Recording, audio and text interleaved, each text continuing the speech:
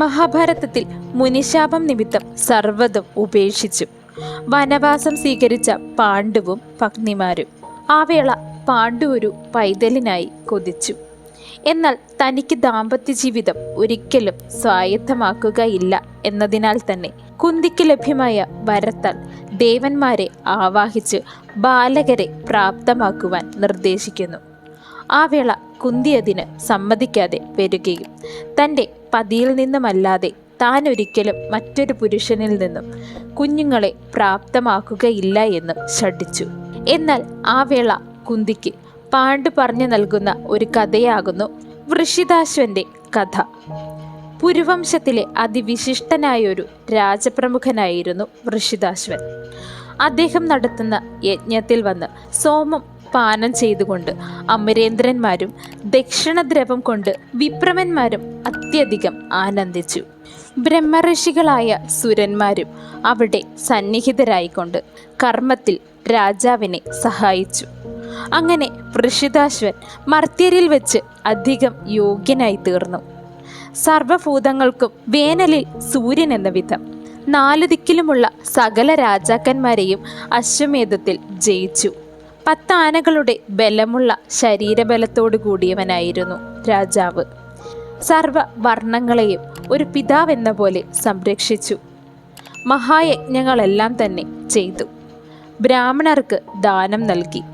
അങ്ങനെ ആ രാജാവ് പല പുണ്യകർമ്മങ്ങളും ചെയ്തു.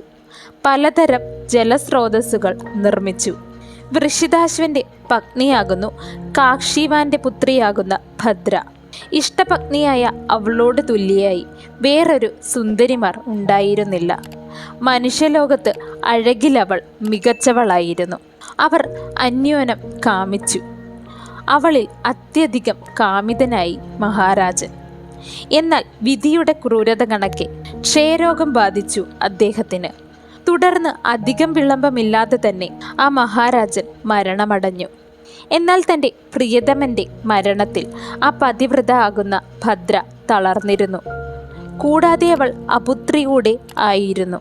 അതിനാൽ തന്നെ തനിക്ക് ഇനി മറ്റാരുമില്ല എന്ന ചിന്ത അവളെ വല്ലാതെ ദുഃഖത്തിലാഴ്ത്തി.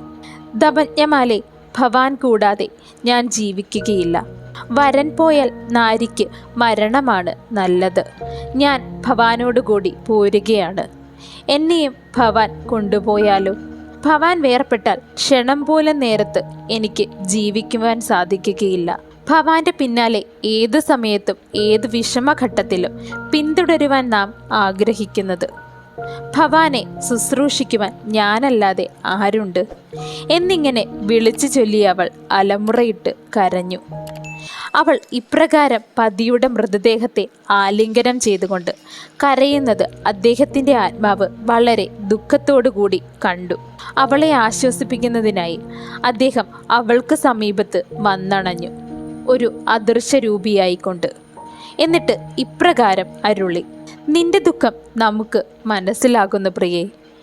നിനക്കൊരു സന്താനമെന്ന ആഗ്രഹം അത് നമുക്ക് പ്രാണനുണ്ടാകും കാലത്ത് സാധിക്കാൻ പറ്റിയില്ല. അതിനാൽ തന്നെ നിന്റെ ഋതുസ്നാനഘട്ടത്തിൻ്റെ 8-ാം നാളോ 14-ാം നാളോ നാം നിന്റെ പള്ളിയറയിൽ വരുന്നതാകും, നിനക്ക് സന്താന സൗഭാഗ്യം സ്വായത്തമാക്കുന്നതിനായി. തൻ്റെ പതിയുടെ വാക്കുകൾ കേട്ട അവൾ ശാന്തയായി. ഋതുസ്നാനം കഴിഞ്ഞ് 8-ാം ദിവസവും 14-ാം ദിവസവും ഭർത്താവിൻ്റെ വരവും പ്രതീക്ഷിച്ച് അവൾ കിടക്ക സജ്ജീകരിച്ചു. ഭർത്താവിനെ ധ്യാനിച്ച് കിടന്നു. എന്നാൽ അദ്ദേഹം പറഞ്ഞ പ്രകാരം തന്നെ അവിടെ എത്തിച്ചേരുകയും ചെയ്തു. അങ്ങനെ അവൾ ഗർഭിണിയായി. അദ്ദേഹത്തിൽ നിന്നും ഭദ്രന്മാരായ ശാല്യന്മാരെ അവൾ ഗർഭം ധരിച്ചു. അവൾ സൽപുത്രന്മാർക്ക് ജന്മം നൽകുകയും ചെയ്തു.